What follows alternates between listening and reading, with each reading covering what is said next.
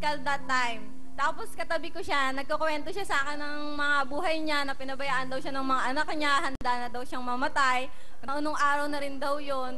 Parang yung feel ko, naawa ko sa kanya, sabi ko, kawawa naman tong mama na to, walang nagmamahal.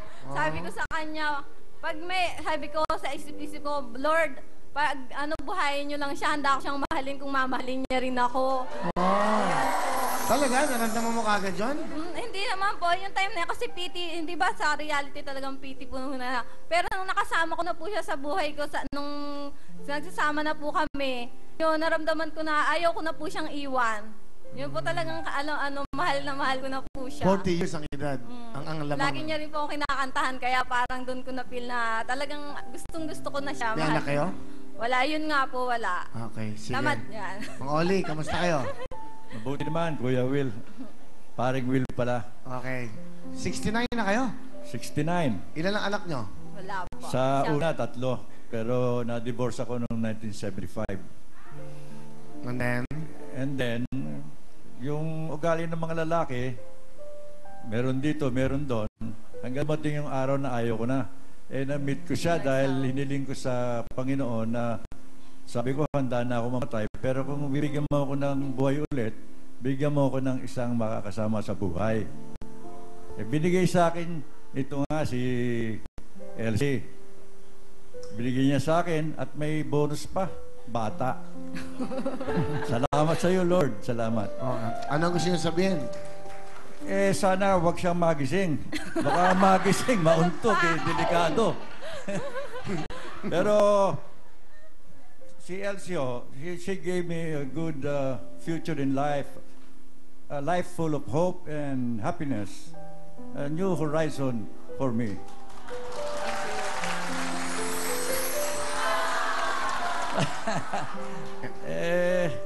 Sana you'll be always like you are. And I will keep on loving you forever. Love you too, Tart.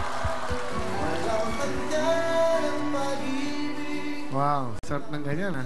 Sige. Tart, wag kang mag-alala. Ano ka, Tay? Tart. Tart. Tart, tikatik. Wag kang mag-alala. Lagi ako nandito sa tabi mo.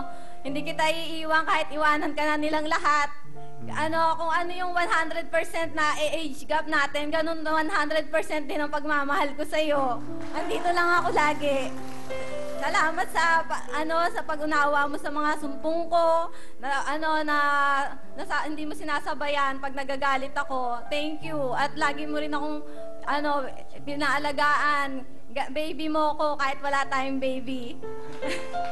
Sana rin lang magkaroon din tayo ng baby. Kahit isa lang. Malapit na yun. Yun lang. Yun ang sunod na hihilingin ko kay Lord.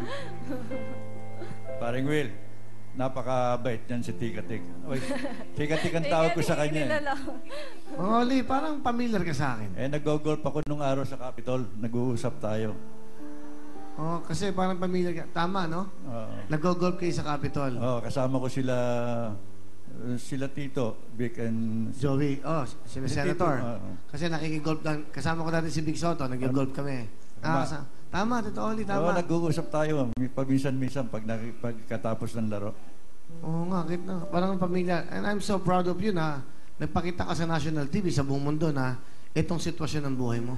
Oo, ganun talaga Pero yun talaga ang buhay. Yun ang reality. Kaya nga itong Willing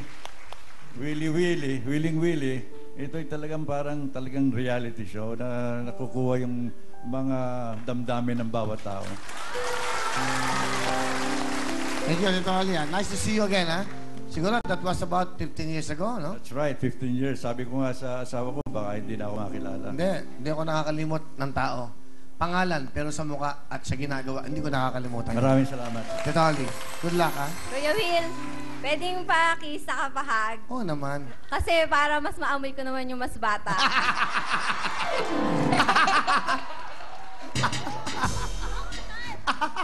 Ano bango? Okay. Okay lang. Mag-will kulong ka. Yung maniwala ka sa akin. Okay? Sige. Ano ang talent? Sa kakantahan ko po siya kahit medyo tumutula. Ito na po si Elsie at Mr. Oli.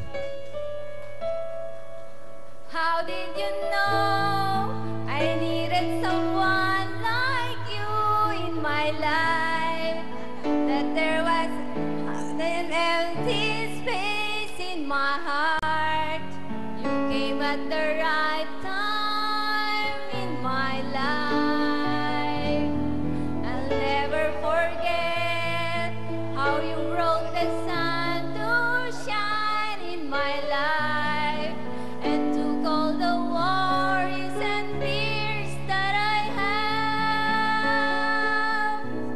I guess what I'm really trying to say is not every day that someone like you comes my way. No words can say how much I love you. Love you, Tart. Wow, thank you.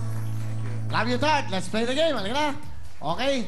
Ayan na, si Miss Elsie. You have 5,000. Good luck, ha? Jamil, ito na. Okay. Elsie and Shamil, good luck sa inyong dalawa. Ito na po ang ating kantanong. Ang ating pong category ay Sing It, Music Please. Go ahead, Shamil. Music. Naghinayang ang puso ko. Okay, sorry. Meron kang chance, ha? Meron kang chance. Elsie, para kay Elsie, music please. Nanghihinayang ang puso ko. Nanghihinayang, hindi na sana Sayang. Ang kapangihinayang. Okay. Hindi ba? Next. Okay lang. Kamay ulit. Kamay. Okay? Jamil, next. Ito na po ang ating kantanong. Ang ating category ay titulado, Music Please. No, sorry. Okay lang. Hindi nagalawa. Sige. Pakiayos lang. Okay? Next. Okay?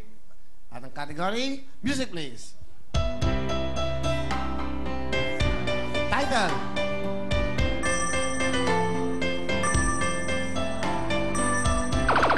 Title. All Out of Love. All Out of Love is correct. Correct! 1 point na si Elsie.